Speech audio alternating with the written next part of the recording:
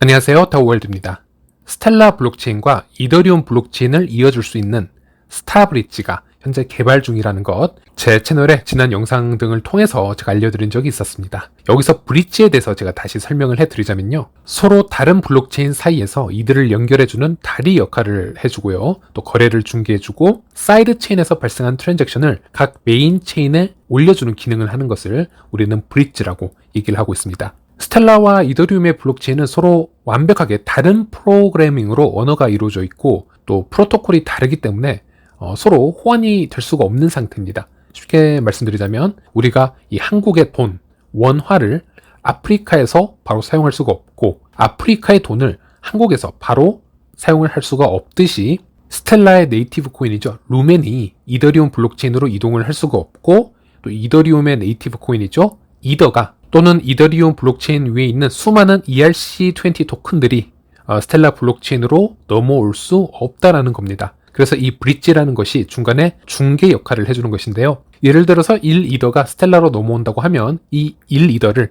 브릿지 프로그램에 락을 걸어버립니다. 그리고 대신에 1이더와 똑같은 가치를 가진 스텔라 토큰을 발행을 해서 스텔라 블록체인 위에서는 움직일 수 있도록 만들어주는 것이죠. 그 스텔라 토큰은 실제 이더가 아니지만 언제든 그 이더와 똑같은 가치로 사용이 될 수 있도록 서로 약속이 되어 있습니다. 우리는 그것을 스텔라 기반의 랩트 이더라고 부르는 것이죠. 이것이 이 스타브릿지의 기본 개념이 되겠습니다. 여기서 또 재밌는 것은 이 두 개의 블록체인, 이더리움과 스텔라 블록체인이 매우 다른 성격을 가지고 있다는 것인데요. 여러분도 아시다시피 이더리움은 현재 약 3,000개 이상의 DApp들이 이더리움 블록체인 위에서 개발이 되어지고 있고요. 또 수많은 디파이, NFT, 게임 생태계가 이곳에서 활발히 커져가고 있습니다. 다만 이더리움 블록체인의 거래 처리 속도와 수수료 면에서는 아직도 해결해야 하는 숙제들도 많이 남아있기 때문에 단점들도 분명히 많이 존재하고 있습니다. 반면에 스텔라 같은 경우에는 현존하는 블록체인 중 가장 많은 거래들을 레이어 1에서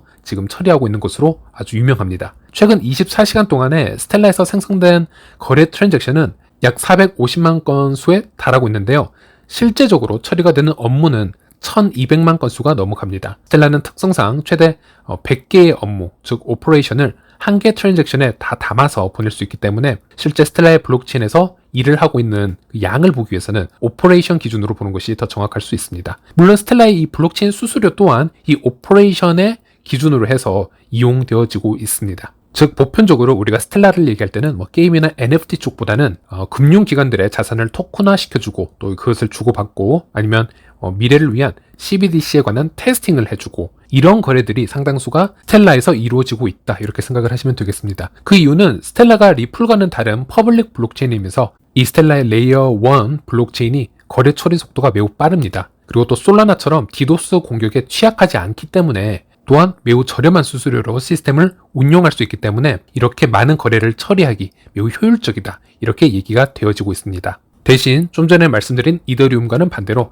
스마트 컨트랙트를 통한 NFT와 게임과 같은 그런 생태계는 상대적으로 아직 부족함을 보여주고 있는 것이 이 스텔라 네트워크이다, 이렇게 생각을 하시면 되겠고요. 그런데 앞으로는 이 스타브릿지를 통해서 스텔라 블록체인과 이더리움 블록체인 간의 그 토큰들이, 자산들이 서로 자유롭게 오고 갈 수 있는 세상이 온다면 서로가 부족한 부분들도 있었기 때문에 이 기술들로 장점을 서로 공유할 수 있는 그런 기회가 올 수 있을 거라고 생각을 합니다. 그리고 참고로 여기 스텔라 공식 홈페이지를 보면요, 여기서 스타브릿지가 안전하게 작동하는지 검증이 가능한 이 IB 검증기를 오픈을 해 놓았고 여기에 대해서 자세한 설명들을 해 놓았습니다. 여기를 좀 읽어보면 스텔라는 아직 스마트 계약을 지원하지 않기 때문에 이 스타브릿지 프로토콜을 설계하는 것은 고유한 과제를 안고 있습니다. 소로반이 메인넷에서 완전히 활성화될 때까지는 우리는 스텔라에서 출금 요청을 처리하기 위해 스마트 계약에 의존할 수 없습니다, 라고 얘기를 하고 있네요. 스텔라는 아시다시피 스마트 컨트랙 기능이 원래 없었습니다.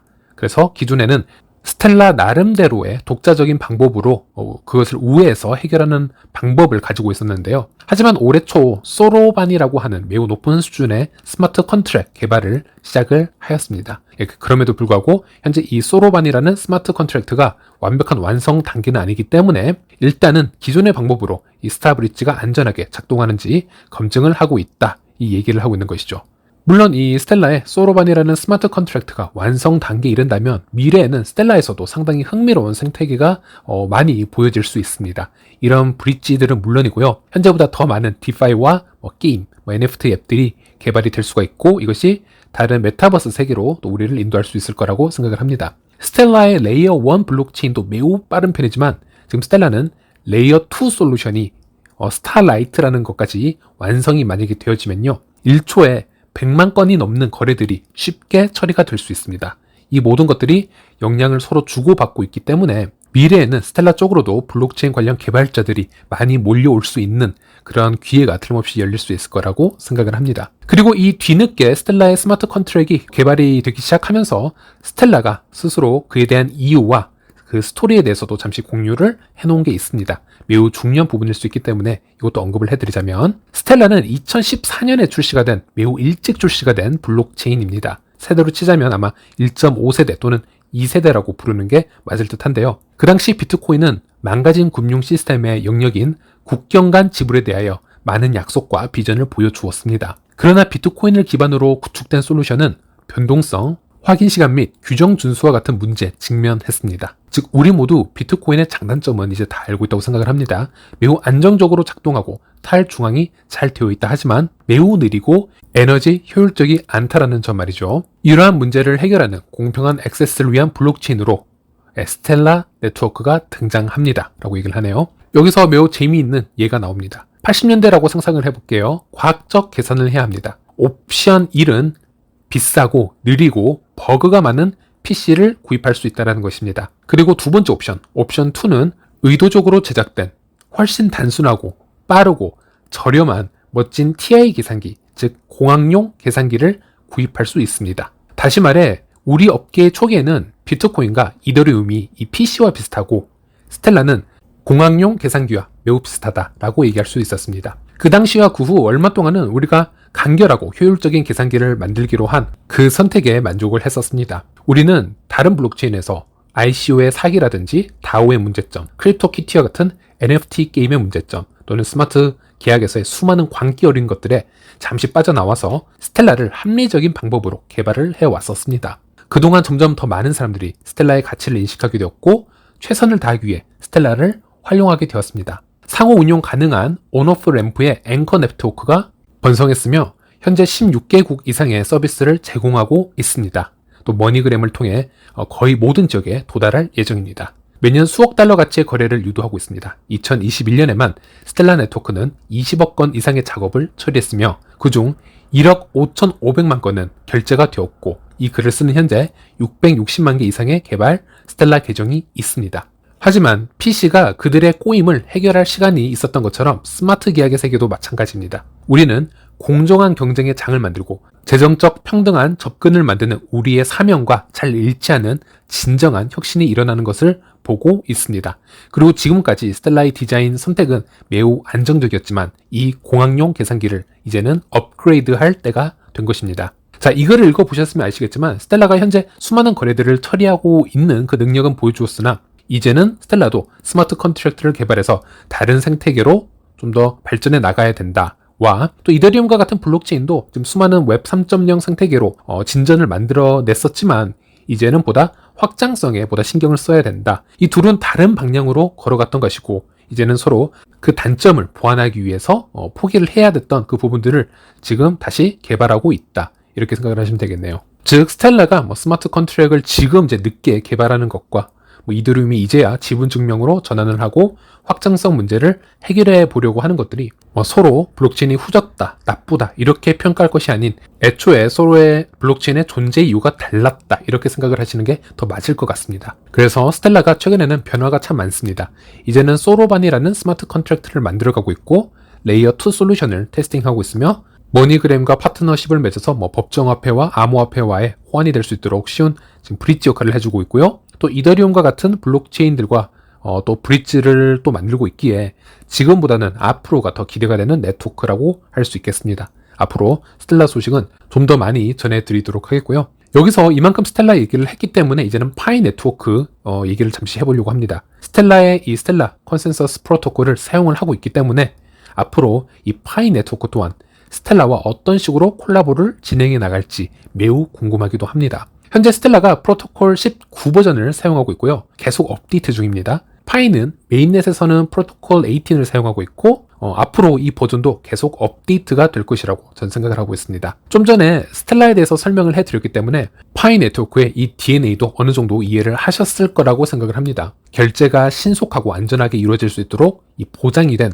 블록체인 위에서 동작이 되고 있는 파이 네트워크, 이렇게 생각을 해보셔도 될 것 같고요. 특히나 파이코인은 스마트폰 베이스로 동작이 되어지고 있기 때문에 우리가 일상생활을 함에 있어서 세계 어느 국가를 가든 파이코인으로 결제가 쉽게 빠르게 거래가 가능하도록 그렇게 지금 개발을 해나가고 있는 것이죠. 자, 그런데 여기서 파이 네트워크는 독자적인 생태계를 두 가지를 동시에 만들어 나가고 있습니다. 여기서 첫 번째는 지금 말씀드린 그것인데요. 모바일 폰을 통해서 즉시 간편 결제가 될 수 있도록 보편적인 P2P 거래 문화를 만들어 나가는 것, 바로 이것이고요. 이 부분에서는 커뮤니티와 유저들의 적극적인 그리고 자율적인 참여의식이 매우 중요하다 할 수 있습니다. 현재까지 정말 많은 활성화 유저분들이 존재하고 있기 때문에 파이에는 약 3,500만 명 이상에서 4천만 명 가까운 유저들이 지금 200개 이상 국가에서 아주 열성적으로 이 파이코인을 통해서 거래를 만들어 나가려고 하고 있기 때문에 충분히 이 생태계는 성장할 수 있을 거라고 믿고 있습니다.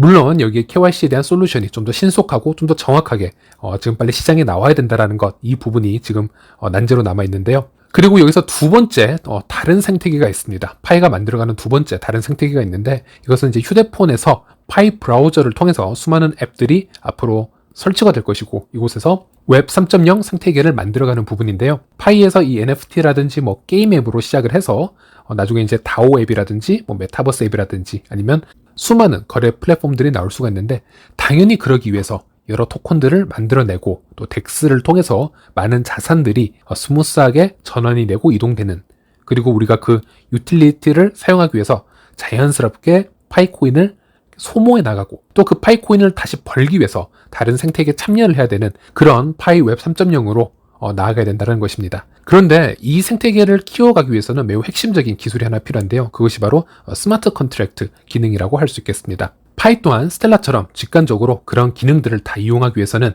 이제 스마트 컨트랙트의 개발에 시간을 좀 더 줄 수 있어야 될 것 같습니다. 저는 개인적으로 이 스텔라의 소로반이라는 새로운 스마트 컨트랙트 기능이 파이로 흡수되지 않을까 조심스럽게 예측을 해보고 있습니다. 제가 여러 파이 앱 개발자들과 얘기를 나누어 본 결과 저뿐만이 아니라 다수의 파이 기반 개발자들도 이 부분에 대해서는 흡사한 기대를 하고 있는 것으로 확인이 되었습니다. 자, 그렇다면 좀 더 큰 그림으로 보자면 스마트 컨트랙트와 같은 이런 필수적인 핵심 기술이 하나씩 파이에 장착이 되고 또 개발 툴이 업데이트가 되어지고 이런 시간적 여유를 주는 것이 파이를 채굴함에 있어서 매우 중요한 마인드라고 할 수 있겠습니다. 우리가 파이를 채굴함에 있어서 이 파이 블록체인의 구조적 이해를 좀 더 깊이 하게 되면은 보이지 않았던 부분들이 좀 더 투명하게 보이기 시작하면 이 기다림이라는 것이 그렇게 힘들게 다가오지만은 않습니다. 그래서 이번 스텔라의 스타브릿지 업데이트 사항을 제가 체크해드리면서 스텔라의 포텐셜을 다시 한번 공유를 해드렸고요. 더불어 동시에 스텔라 네트워크가 왜 이런 구조적 진화를 가지고 있었는지, 예를 들어 왜 스마트 컨트랙트를 지금에야 개발하고 있는지 이런 것들도 다시 이해해 볼 수 있는 시간이 되었다고 생각을 합니다. 그리고 이런 스텔라의 DNA를 물려받은 파이는 스텔라와는 생태계는 다르지만 원래 가지고 있던 매우 큰 장점이 있었죠. 결제 부분 시스템과 또 반면에 조금은 더 보완해야 될 부분이 있습니다. 바로 웹 3.0으로 가기 위한 스마트 컨트랙트 같은 업데이트들, 이런 부분에서는 조금 더 시간적 여유를 주는 것이 바람직하다, 이런 말씀을 드리고 싶었습니다. 오늘은 여기까지입니다. 다음 시간에 다시 찾아뵙도록 하겠습니다. 시청해주셔서 감사합니다.